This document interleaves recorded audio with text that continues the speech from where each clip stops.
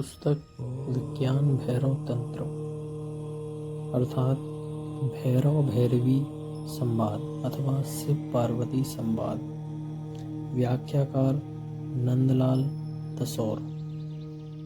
प्रकाशक रणधीर प्रकाशन, railway road, Haridwar. ग्रंथ की प्राचीनता लगभग 5000 साल प्राचीन।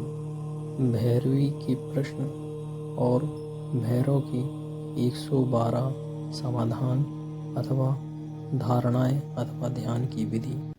धारणा नंबर 9।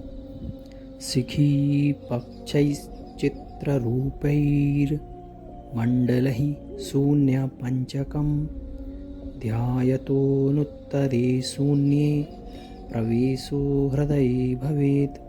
अर्थात जिस प्रकार मयूर के पंखों में चित्र विचित्र चंद्रकों में 5 शून्य दिखाई देते हैं, जिनकी स्थिति ऊपर नीचे मध्य तथा दोनों पार्श्वों में होती है, उसी प्रकार योगी को 5 इंद्रियों द्वारा जो 5 प्रकार का ज्ञान है वह 5 विषयों का है।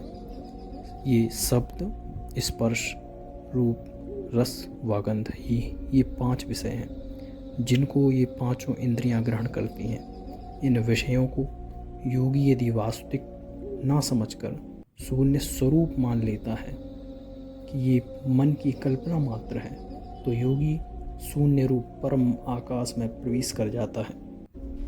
उसका अभिप्राय यह है कि योगी को यह चित्र विचित्र जगत नाना प्रकार के रूप व रंगों से इंद्रियों के द्वारा जैसा भाषित हो रहा है, वह वास्तव में यह आभास शून्य स्वरूप है जो मात्र मन की कल्पना से भाषित हो रहा है।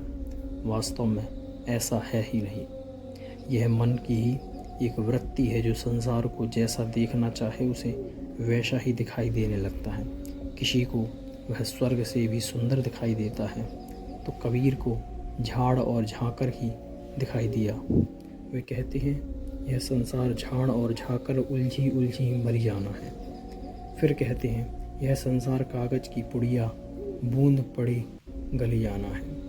एक को यह सुख भोग का साधन दिखाई देता है, तो बुद्ध व महावीर को यह दुखद स्वरूप ही दिखाई दिया। यह सब मन की कल्पना है। मन कभी सत्य को नहीं जान सकता।